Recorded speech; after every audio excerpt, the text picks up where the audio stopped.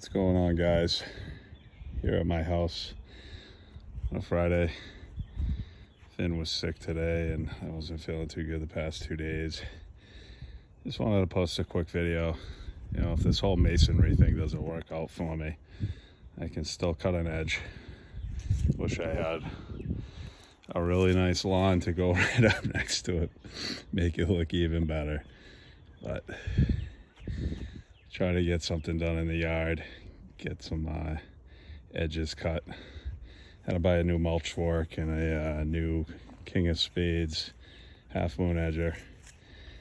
I got the heart bed here to do one there. Unfortunately though, all these are coming out. I got tree guys coming to take all the trees out, and we're gonna plant probably a new tree right here, a dogwood and a dogwood, something pretty.